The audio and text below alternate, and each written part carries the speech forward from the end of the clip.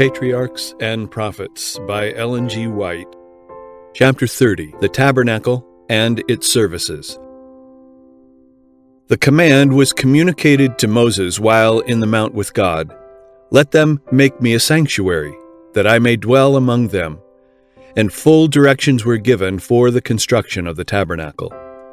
By their apostasy, the Israelites forfeited the blessing of the divine presence, and for the time rendered impossible the erection of a sanctuary for God among them. But after they were again taken into favor with heaven, the great leader proceeded to execute the divine command. Chosen men were especially endowed by God with skill and wisdom for the construction of the sacred building. God Himself gave to Moses the plan of that structure, with particular directions as to its size and form, the materials to be employed, and every article of furniture which it was to contain. The holy places made with hands were to be figures of the true, patterns of things in the heavens, a miniature representation of the heavenly temple where Christ, our great high priest, after offering his life as a sacrifice, was to minister in the sinner's behalf. God presented before Moses in the mount a view of the heavenly sanctuary, and commanded him to make all things according to the pattern shown him. All these directions were carefully recorded by Moses, who communicated them to the leaders of the people.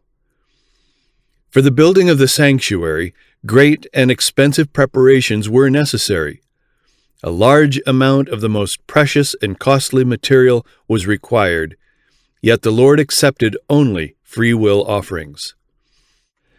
Of every man that giveth it willingly with his heart, ye shall take my offering, was the divine command repeated by Moses to the congregation. Devotion to God and a spirit of sacrifice were the first requisites in preparing a dwelling place for the Most High. All the people responded with one accord.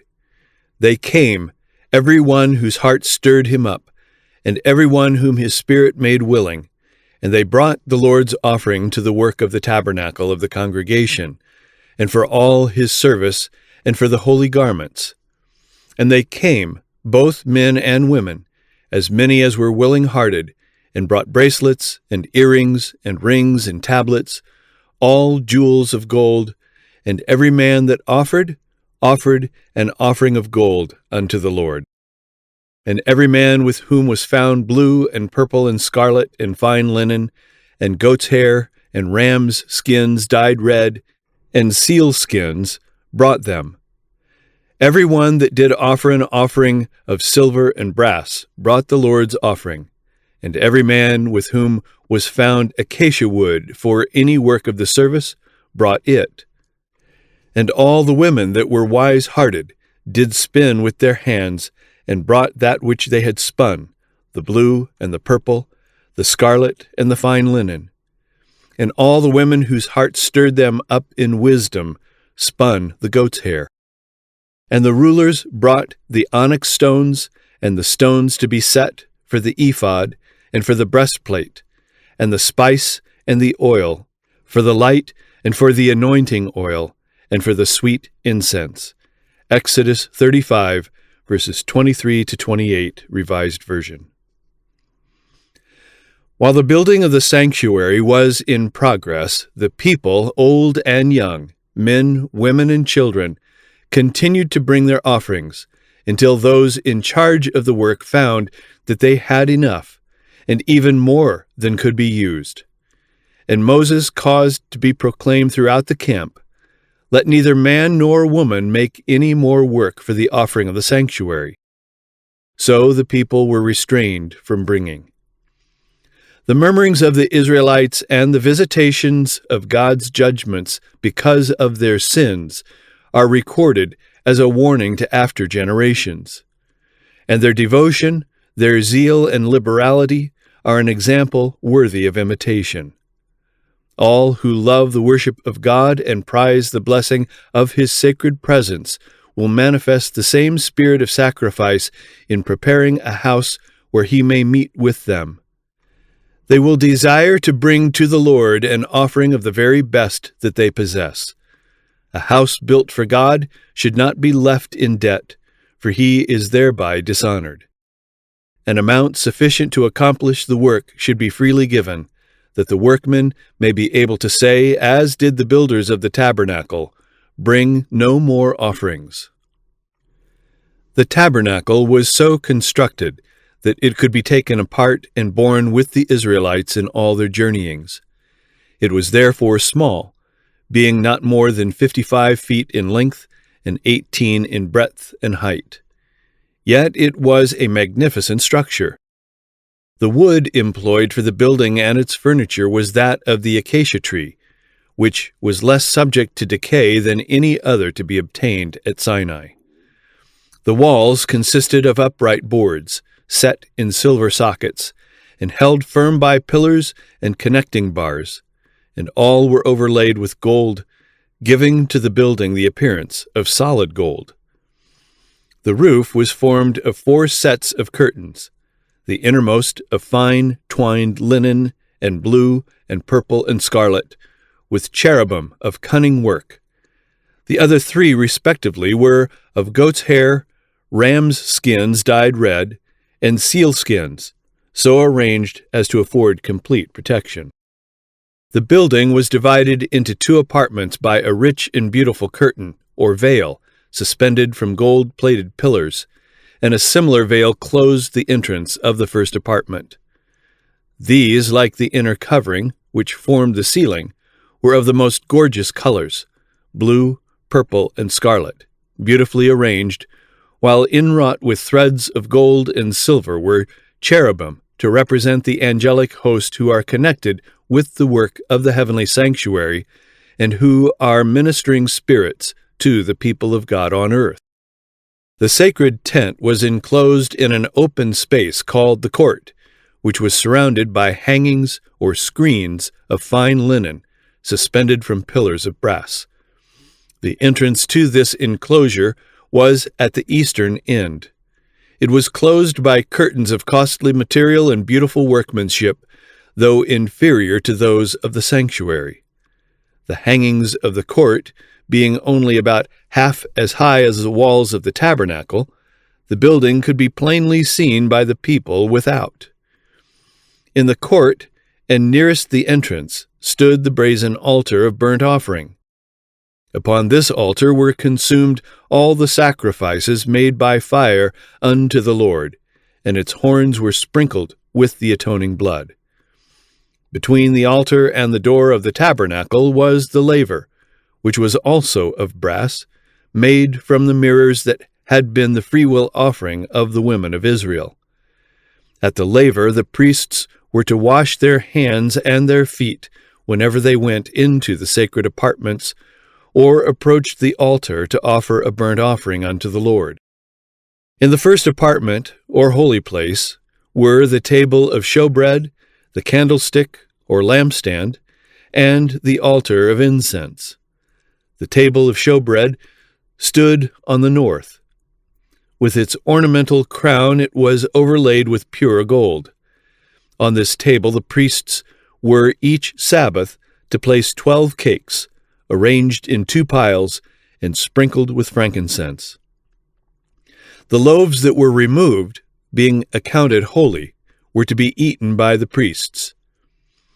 On the south was the 7-branched candlestick, with its 7 lamps. Its branches were ornamented with exquisitely wrought flowers, resembling lilies, and the whole was made from one solid piece of gold. There being no windows in the tabernacle, the lamps were never all extinguished at one time, but shed their light by day and by night. Just before the veil separating the holy place from the most holy, and the immediate presence of God, stood the golden altar of incense. Upon this altar the priest was to burn incense every morning and evening. Its horns were touched with the blood of the sin offering, and it was sprinkled with blood upon the great day of atonement. The fire upon this altar was kindled by God himself, and was sacredly cherished. Day and night the holy incense diffused its fragrance throughout the sacred apartments and without, far around the tabernacle. Beyond the inner veil was the Holy of Holies, where centered the symbolic service of atonement and intercession, and which formed the connecting link between heaven and earth. In this apartment was the ark, a chest of acacia wood, overlaid within and without with gold, and having a crown of gold about the top. It was made as a depository for the tables of stone, upon which God himself had inscribed the 10 Commandments.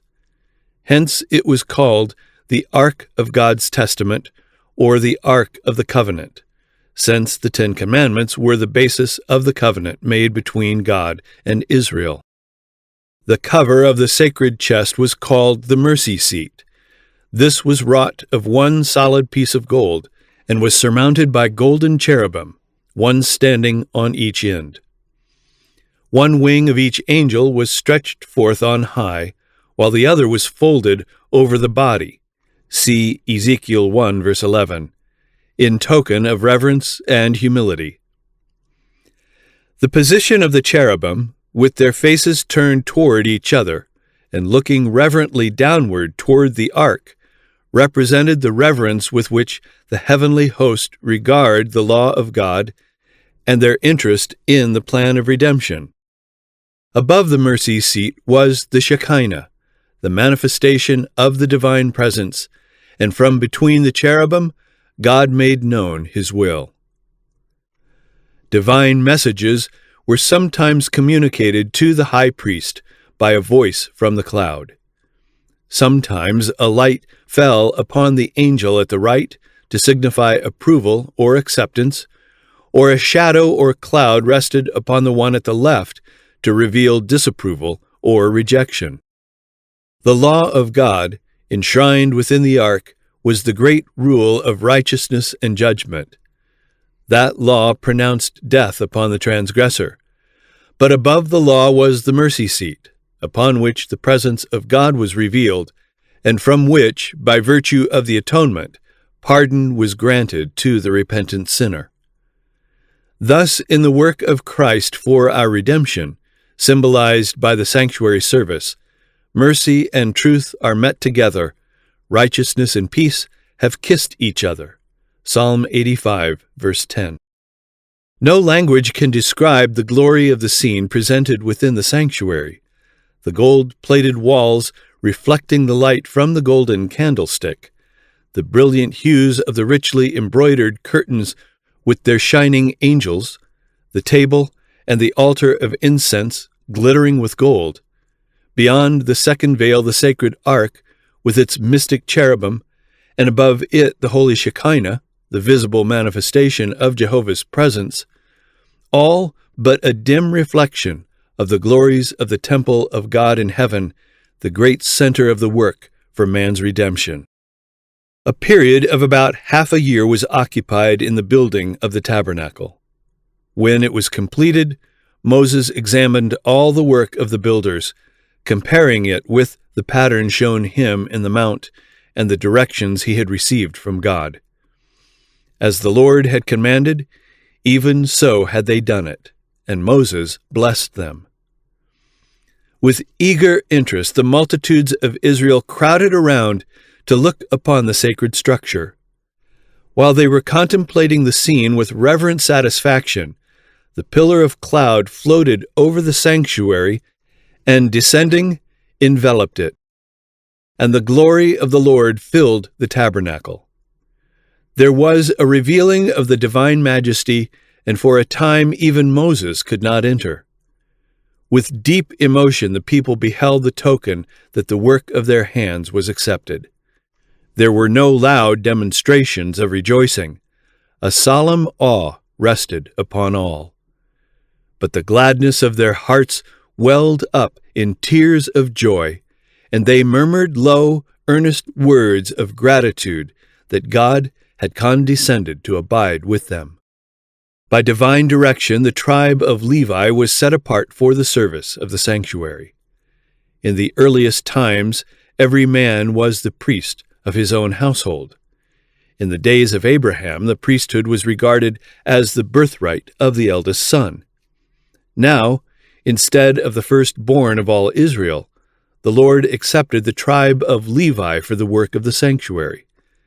By this signal honor, he manifested his approval of their fidelity, both in adhering to his service and in executing his judgments when Israel apostatized in the worship of the golden calf.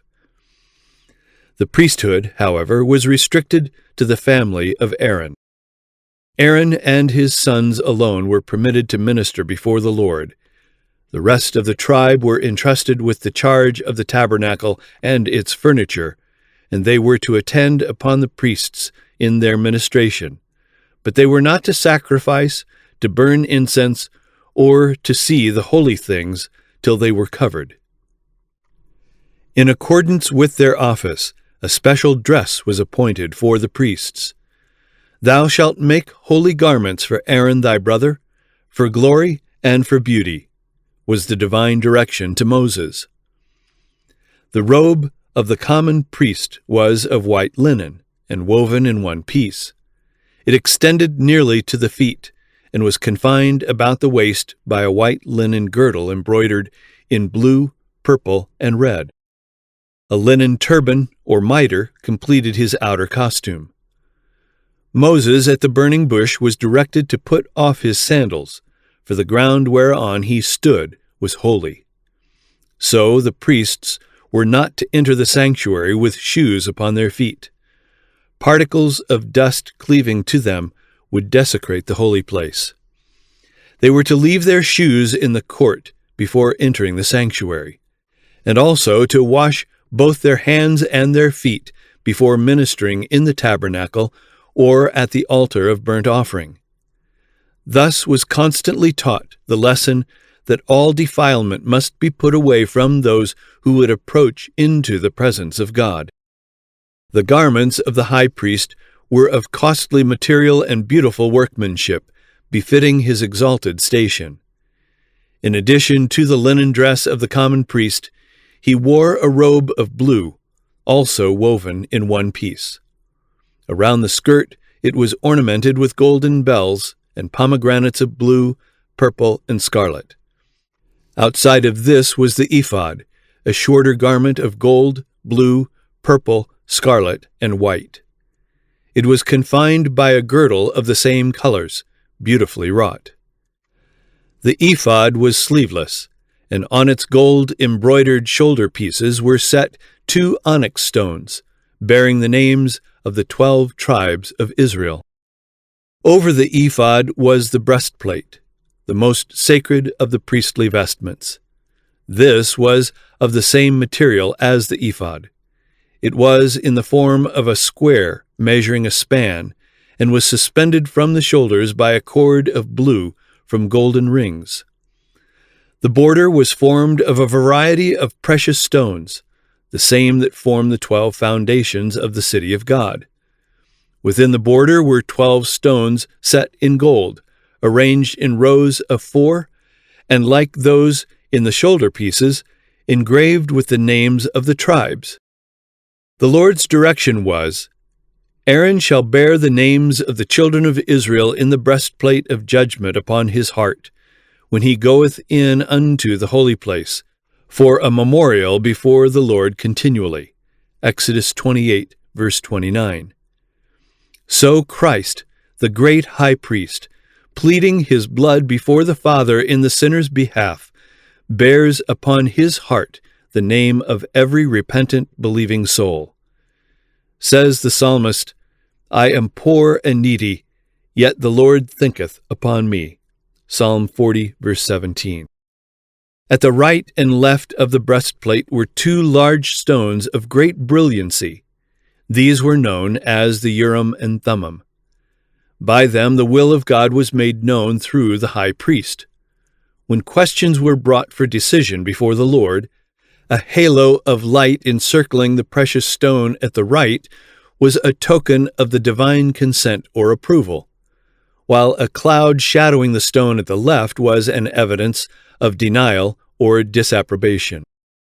The mitre of the high priest consisted of the white linen turban, having attached to it by a lace of blue a gold plate bearing the inscription, Holiness to Jehovah. Everything connected with the apparel and deportment of the priests was to be such as to impress the beholder with a sense of the holiness of God, the sacredness of his worship, and the purity required of those who came into his presence. Not only the sanctuary itself, but the ministration of the priests was to serve unto the example and shadow of heavenly things. Hebrews 8, verse 5. Thus it was of great importance, and the Lord, through Moses, gave the most definite and explicit instruction concerning every point of this typical service. The ministration of the sanctuary consisted of two divisions, a daily and a yearly service. The daily service was performed at the altar of burnt offering in the court of the tabernacle and in the holy place, while the yearly service was in the most holy. No mortal eye but that of the high priest was to look upon the inner apartment of the sanctuary.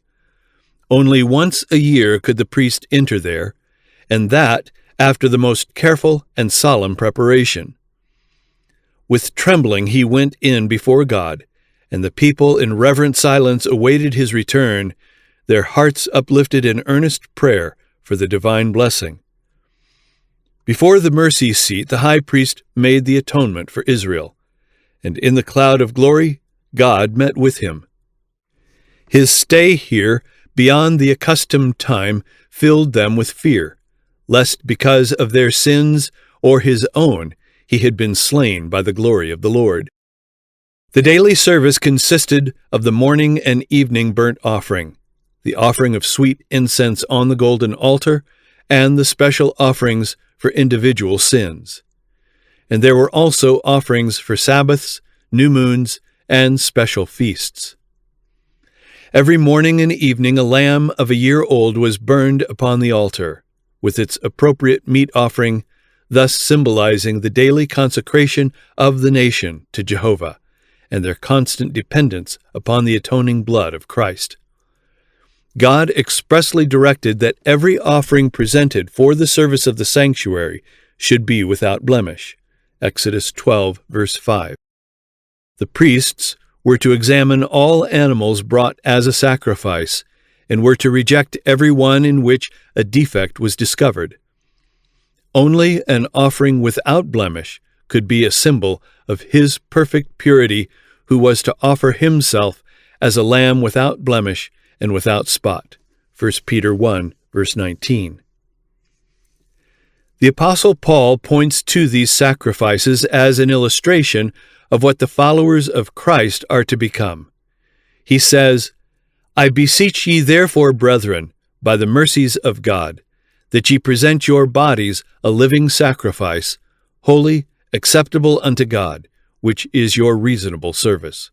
Romans 12, verse 1.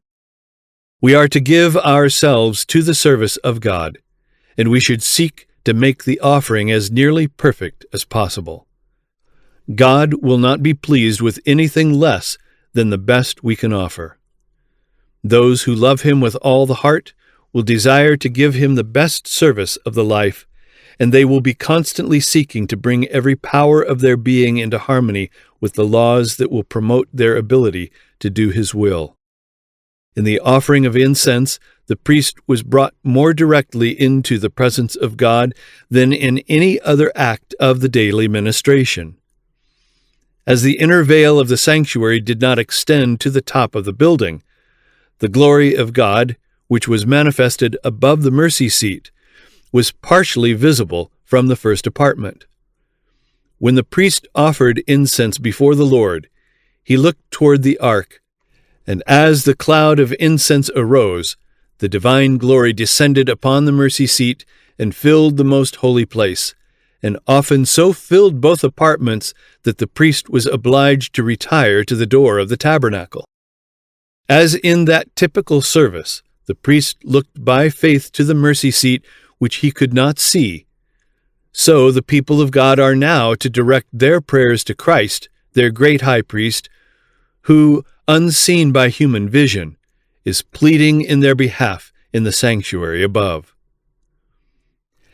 The incense, ascending with the prayers of Israel, represents the merits and intercession of Christ, his perfect righteousness, which through faith is imputed to his people, and which can alone make the worship of sinful beings acceptable to God. Before the veil of the most holy place was an altar of perpetual intercession before the holy, an altar of continual atonement. By blood and by incense, God was to be approached, symbols pointing to the great mediator through whom sinners may approach Jehovah, and through whom alone mercy and salvation can be granted to the repentant, believing soul. As the priests morning and evening entered the holy place at the time of incense, the daily sacrifice was ready to be offered upon the altar in the court without. This was a time of intense interest to the worshippers who assembled at the tabernacle. Before entering into the presence of God through the ministration of the priest, they were to engage in earnest searching of heart and confession of sin. They united in silent prayer with their faces toward the holy place. Thus their petitions ascended with the cloud of incense, while faith laid hold upon the merits of the promised Savior, prefigured by the atoning sacrifice. The hours appointed for the morning and the evening sacrifice were regarded as sacred, and they came to be observed as the set time for worship throughout the Jewish nation. And when in later times the Jews were scattered as captives in distant lands, they still, at the appointed hour, turned their faces toward Jerusalem and offered up their petitions to the God of Israel. In this custom, Christians have an example for morning and evening prayer. While God condemns a mere round of ceremonies without the spirit of worship, he looks with great pleasure upon those who love him, bowing morning and evening to seek pardon for sins committed and to present their requests for needed blessings. The showbread was kept ever before the Lord as a perpetual offering. Thus it was a part of the daily sacrifice. It was called showbread, or bread of the presence, because it was ever before the face of the Lord. It was an acknowledgment of man's dependence upon God for both temporal and spiritual food, and that it is received only through the mediation of Christ. God had fed Israel in the wilderness with bread from heaven, and they were still dependent upon his bounty, both for temporal food and spiritual blessings. Both the manna and the showbread pointed to Christ, the living bread, who is ever in the presence of God for us. He himself said, "I am the living bread which came down from heaven." John 6, verses 48 to 51. Frankincense was placed upon the loaves. When the bread was removed every Sabbath to be replaced by fresh loaves, the frankincense was burned upon the altar as a memorial before God. The most important part of the daily ministration was the service performed in behalf of individuals. The repentant sinner brought his offering to the door of the tabernacle, and placing his hand upon the victim's head, confessed his sins, thus in figure transferring them from himself to the innocent sacrifice. By his own hand the animal was then slain, and the blood was carried by the priest into the holy place and sprinkled before the veil, behind which was the ark containing the law that the sinner had transgressed. By this ceremony the sin was, through the blood, transferred in figure to the sanctuary. In some cases the blood was not taken into the holy place, but the flesh was then to be eaten by the priest, as Moses directed the sons of Aaron, saying, "God hath given it you to bear the iniquity of the congregation." Leviticus 10, verse 17. Both ceremonies alike symbolized the transfer of the sin from the penitent to the sanctuary. Such was the work that went on day by day throughout the year. The sins of Israel being thus transferred to the sanctuary, the holy places were defiled, and a special work became necessary for the removal of the sins. God commanded that an atonement be made for each of the sacred apartments, as for the altar, to cleanse it and hallow it from the uncleanness of the children of Israel. Leviticus 16, verse 19. Once a year, on the great day of atonement, the priest entered the most holy place for the cleansing of the sanctuary. The work there performed completed the yearly round of ministration. On the Day of Atonement, 2 kids of the goats were brought to the door of the tabernacle, and lots were cast upon them, 1 lot for the Lord, and the other lot for the scapegoat. The goat upon which the first lot fell was to be slain as a sin offering for the people, and the priest was to bring his blood within the veil and sprinkle it upon the mercy seat. And he shall make an atonement for the holy place, because of the uncleanness of the children of Israel, and because of their transgressions in all their sins.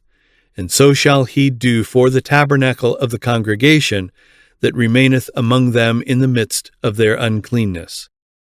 And Aaron shall lay both his hands upon the head of the live goat, and confess over him all the iniquities of the children of Israel, and all their transgressions in all their sins, putting them upon the head of the goat, and shall send him away by the hand of a fit man into the wilderness.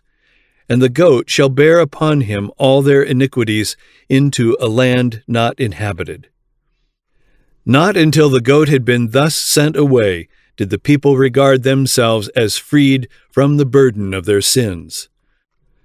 Every man was to afflict his soul while the work of atonement was going forward. All business was laid aside, and the whole congregation of Israel spent the day in solemn humiliation before God with prayer, fasting, and deep searching of heart. Important truths concerning the atonement were taught the people by this yearly service. In the sin offerings presented during the year, a substitute had been accepted in the sinner's stead, but the blood of the victim had not made full atonement for the sin. It had only provided a means by which the sin was transferred to the sanctuary. By the offering of blood, the sinner acknowledged the authority of the law, confessed the guilt of his transgression, and expressed his faith in him who was to take away the sin of the world. But he was not entirely released from the condemnation of the law. On the Day of Atonement, the high priest, having taken an offering for the congregation, went into the most holy place with the blood and sprinkled it upon the mercy seat above the tables of the law. Thus the claims of the law, which demanded the life of the sinner, were satisfied. Then, in his character of mediator, the priest took the sins upon himself, and leaving the sanctuary, he bore with him the burden of Israel's guilt. At the door of the tabernacle, he laid his hands upon the head of the scapegoat and confessed over him all the iniquities of the children of Israel, and all their transgressions in all their sins, putting them upon the head of the goat. And as the goat bearing these sins was sent away, they were, with him, regarded as forever separated from the people. Such was the service performed unto the example and shadow of heavenly things. Hebrews 8, verse 5. As has been stated, the earthly sanctuary was built by Moses according to the pattern shown him in the mount. It was a figure for the time then present, in which were offered both gifts and sacrifices. Its 2 holy places were patterns of things in the heavens.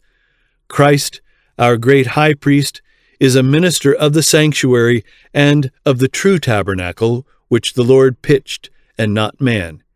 Hebrews 9, verses 9 and 23, and chapter 8, verse 2. As in vision, the Apostle John was granted a view of the temple of God in heaven. he beheld there 7 lamps of fire burning before the throne. He saw an angel having a golden censer, and there was given unto him much incense, that he should offer it with the prayers of all saints upon the golden altar which was before the throne. Revelation 4, verse 5, and chapter 8, verse 3. Here the prophet was permitted to behold the first apartment of the sanctuary in heaven, and he saw there the 7 lamps of fire and the golden altar, represented by the golden candlestick and the altar of incense in the sanctuary on earth. Again, the temple of God was opened, Revelation 11, verse 19, and he looked within the inner veil upon the Holy of Holies. Here he beheld the ark of his testament, represented by the sacred chest constructed by Moses to contain the law of God. Moses made the earthly sanctuary according to the fashion that he had seen. Paul declares that the tabernacle and all the vessels of the ministry, when completed, were the patterns of things in the heavens. Acts 7, verse 44, Hebrews 9, verses 21 and 23. And John says that he saw the sanctuary in heaven. That sanctuary in which Jesus ministers in our behalf is the great original, of which the sanctuary built by Moses was a copy.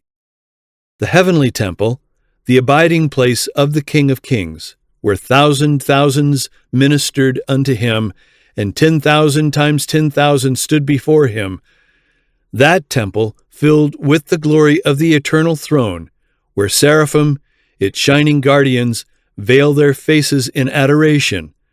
No earthly structure could represent its vastness and its glory. Yet important truths concerning the heavenly sanctuary and the great work there carried forward for man's redemption were to be taught by the earthly sanctuary and its services. After his ascension, our Savior was to begin his work as our high priest. Says Paul, Christ is not entered into the holy places made with hands, which are the figures of the true, but into heaven itself, now to appear in the presence of God for us. Hebrews 9, verse 24. As Christ's ministration was to consist of 2 great divisions, each occupying a period of time and having a distinctive place in the heavenly sanctuary, so the typical ministration consisted of 2 divisions, the daily and the yearly service, and to each a department of the tabernacle was devoted. As Christ at his ascension appeared in the presence of God to plead his blood in behalf of penitent believers, so the priest in the daily ministration sprinkled the blood of the sacrifice in the holy place in the sinner's behalf. The blood of Christ, while it was to release the repentant sinner from the condemnation of the law, was not to cancel the sin. It would stand on record in the sanctuary until the final atonement. So, in the type, the blood of the sin offering removed the sin from the penitent, but it rested in the sanctuary until the Day of Atonement. In the great day of final award, the dead are to be judged out of those things which were written in the books according to their works. Revelation 20, verse 12. Then, by virtue of the atoning blood of Christ, the sins of all the truly penitent will be blotted from the books of heaven. Thus the sanctuary will be freed or cleansed from the record of sin. In the type, this great work of atonement, or blotting out of sins, was represented by the services of the Day of Atonement, the cleansing of the earthly sanctuary, which was accomplished by the removal, by virtue of the blood of the sin offering, of the sins by which it had been polluted. As in the final atonement, the sins of the truly penitent are to be blotted from the records of heaven, no more to be remembered or come into mind. So in the type, they were borne away into the wilderness, forever separated from the congregation. Since Satan is the originator of sin, the direct instigator of all the sins that caused the death of the Son of God, justice demands that Satan shall suffer the final punishment. Christ's work for the redemption of men and the purification of the universe from sin will be closed by the removal of sin from the heavenly sanctuary and the placing of these sins upon Satan, who will bear the final penalty. So, in the typical service, the yearly round of ministration closed with the purification of the sanctuary and the confessing of the sins on the head of the scapegoat. Thus, in the ministration of the tabernacle and of the temple that afterward took its place, the people were taught each day the great truths relative to Christ's death and ministration, and once each year their minds were carried forward to the closing events of the great controversy between Christ and Satan, the final purification of the universe from sin and sinners.